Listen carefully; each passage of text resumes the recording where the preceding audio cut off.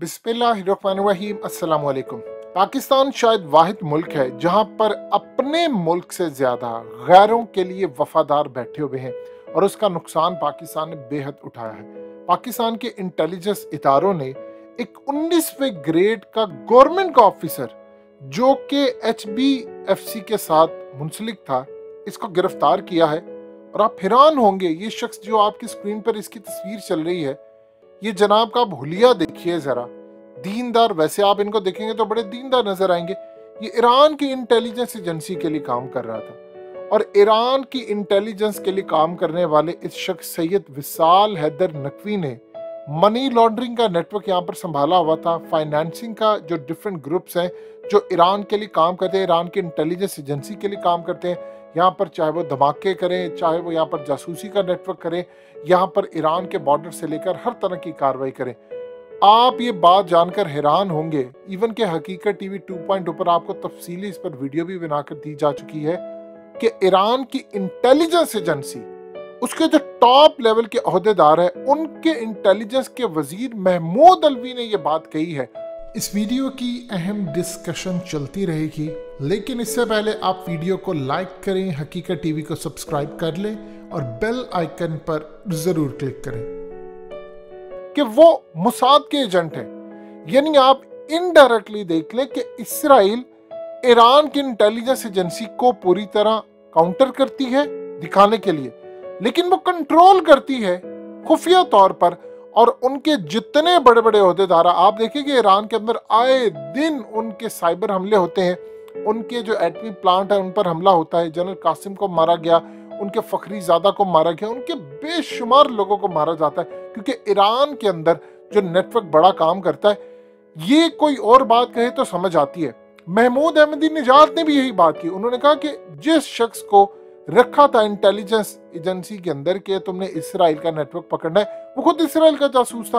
इनके बड़े बड़े जो लीडर हैं, अब फखरी ज़ादा की जहां तक बात देख लेंगे, इनके जो लीडर हैं इनको आप पकड़ नहीं सकते। उसकी वजह क्या है? अब महमूद अलवी ने ये बात कही, जो कि उनके इंटेलिजेंस के मिनिस्टर है। उन्होंने कहा कि हम अपनी फौज के लोगों को नहीं पकड़ सकते क्योंकि इंटेलिजेंस वाले उनको गिरफ्तार नहीं कर सकते, और वो मिले हुए हैं इसराइल के साथ। अब सोचिए इसराइल इनके जरिए पाकिस्तान के अंदर किस तरह कार्रवाई करवाता है, यहां से आप अंदाजा लगा लें। अब इमेजिन कर लें कि हालिया 2 दिन पहले इमरान खान जब वापस पहुंचे चाइना के दौरे से, तो कौन मिलने के लिए उनको आया? उनको मिलने के लिए आते हैं सऊदी अरब के इंटीरियर मिनिस्टर। और ये मुलाकात इतनी अहम थी कि उनकी जनरल बाजवा से मुलाकात हुई, इमरान खान से तफसीली मुलाकात हुई, शेख रशीद से उनका बड़ा इंटरेक्शन है क्योंकि सिक्योरिटी के मामला थे। हकीकत टीवी ऑलरेडी आपको बता चुका है कि वजह क्या थी चाइना के मामला, लेकिन उसमें एक और भी चीज बड़ी डिस्कस हुई। सऊदी अरब एक तो इंटेलिजेंस शेयरिंग चाहता है हुसी बागियों के हवाले से जो मामला था, यानी वो चाहता है कि आप इंटेलिजेंस शेयरिंग करें कि किस तरह काम होता है। अब जानते हैं कि सऊदी अरब के अंदर जो मामला है, यानी जो उनकी एयर इंटेलिजेंस या एयर जो पूरी कैपेबिलिटी है डिफेंस की, वो कम हो गई जब से अमेरिका ने हाथ हटा लिया। अब जो सूरत हाल सामने आई है, यहाँ पर एक अजीबोगरीब मामला है कि ईरान की जो पासदारान इनकलाब है, जिसके बारे में खुद ईरानी कह चुके हैं कि उनके बड़े बड़े जो ऑफिसर है, जर्नल है, वो इसराइल के एजेंट है। ये लोग करते क्या है? ईरान का जो एक नेटवर्क है, देखिए वो अच्छा काम भी करते हैं, यानी हमास की वो मदद करते हैं जिससे वो इसराइल का नेटवर्क तोड़ते हैं, लेकिन वो ज़ेनबियोन और फातमियोन जो ब्रिगेड है को भी भर्ती करते हैं, और ये तकरीबन $1300 देते हैं महीने में, जो जाकर शाम या दीगर जगहों पर काम करते हैं। अब सऊदी अरब ये चाहता है कि पाकिस्तान के इंटेलिजेंस इदारों ने जिस तरह पहले भी काम किया है कि पाकिस्तान से कतन कोई ऐसी भर्ती ना हो जो ज़ेनबियोन ब्रिगेड के अंदर, यानी जो ज़ेनबियोन फाइटर्स हैं उनमें वो शामिल हो, और वो फिर जाकर आगे उनका प्लान है कि इनको यमन में लड़ने के लिए भेजा जाए और हौसी भाइयों की मदद की जाए। अब सऊदी अरब ने पाकिस्तान को कहा है कि आपने मेक श्योर करना है कि ऐसी सूरत हाल पैदा ना हो, और आपसे हम रिक्वेस्ट भी करते हैं कि आपका जो नेटवर्क है बड़ा ज़बरदस्त, आपने पहले भी काम किया है, आप इस पर मजीद काम करें। और इस सूरत हाल में कोई ऐसी यहाँ से रिक्रूटमेंट ना हो पाए, कोई भर्ती ना हो पाए। अल्हम्दुलिल्लाह पाकिस्तान के इंटेलिजेंस इदारों ने पहले भी ऐसे ज़बरदस्त तरीके को बुरी तरह बेनकाब किया है, पकड़ा है। अब मजीद सऊदी अरब की जानिब से उन्होंने कहा, एक तो इंटेलिजेंस शेयरिंग आपने करनी है हमारे साथ, दूसरा पाकिस्तान के इंटेलिजेंस इदारे इस वक्त पूरी तरह नजर रखे हैं कि कोई भी यहाँ पर ज़ेनबियोन ब्रिगेड या फलानी जगह पर ना भर्ती कर पाए ईरान, जो फिर जाकर शाम में या यमन में किसी जगह पर लड़े, क्योंकि इस सूरत हाल में एक तो फेटफ का मामला है, दूसरी एक बात आप अच्छी तरह समझ लें कि पाकिस्तान अब ना तो सऊदी अरब को नाराज करना चाहता है, लेकिन ना वो ईरान को चाहता है। देखिए, ईरान के साथ हमारे मामला थे काफी ज्यादा खराब। अब हालिया जो इंटेलिजेंस एजेंसी ईरान के लिए काम कर रहे थे, पाकिस्तान का एक बड़ा नेटवर्क पकड़ा गया था, उसके जो लिंक्स है वो दूर तक है।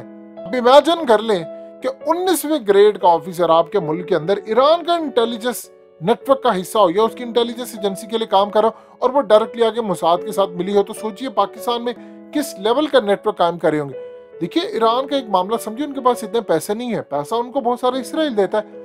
ईरान की उनके साथ लड़ाई है, लेकिन जितनी ज्यादा लड़ाई है उतने ही उनके अंदर गद्दार है, वरना उनके 20 से ज्यादा साइंसदान मारे गए हैं। ईरान तो इस वक्त तक एटमी पावर बन चुका होता, और इस सूरत हाल में अब देखिए पाकिस्तान ईरान और सऊदी अरब की लड़ाई में कभी नहीं आया।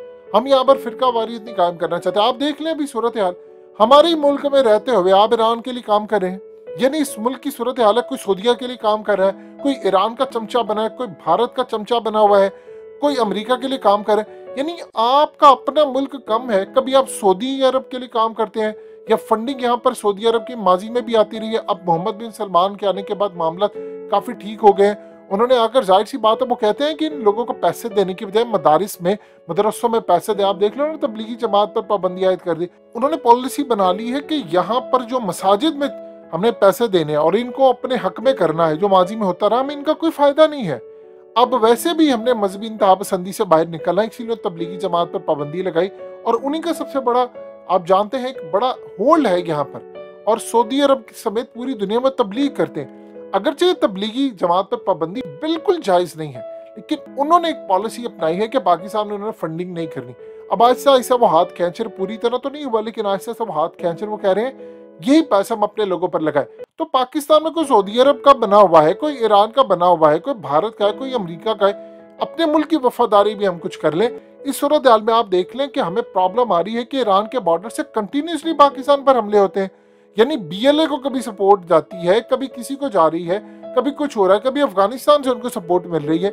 यानी आप देख लें कि यहाँ पर कोई तुर्की का वफादार है, कोई भारत का है, कोई ईरान का है। अभी सूरत हाल में पाकिस्तान ने फैसला किया है कि चुन चुन कर हम ईरान का जो नेटवर्क है उसको पूरी तरह बेनकाब करें और उसको पकड़ा जाए। इस सूरत हाल में सऊदी अरब के साथ आप इंटेलिजेंस शेयरिंग करेंगे, देखिए जो मर्जी हम कर लें, लेकिन हम ये नहीं चाहते कि हौसी बागी अब UAE पर हमला करें किसी सूरत, ये काबिल कबूल नहीं है। ना हम चाहते हैं कि सऊदी अरब पर कोई हमला हो, किसी सूरत ना हो। देखिए वहां पर मुकद्दस जगह, लेकिन इस सूरत हाल में आप देखें कि जब हौसी बागी आती है तो उसमें इसराइल कूद पड़ता है, वो उनको बैक लाजमी करेगा। अब ईरान को अगर वो कंट्रोल करता है तो क्या वो हौसी बागियों को कंट्रोल नहीं कर रहा होगा? क्या वो नहीं चाहेगा कि वो सऊदी अरब पर हमला करे? लिहाजा इस सूरत हाल में इनकी जो खिचड़ी है वो इतनी ज्यादा डीप है कि उसको समझना एक आम शख्स के लिए बहुत मुश्किल है।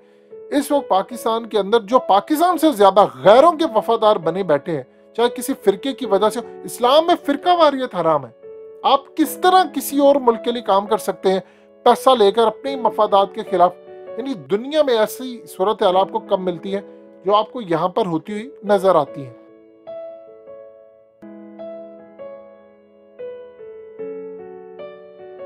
हकीकत टीवी को सब्सक्राइब करना मत भूलें, वीडियो को लाइक करें, शेयर करें और कमेंट सेक्शन में अपनी राय का इजहार जरूर करें।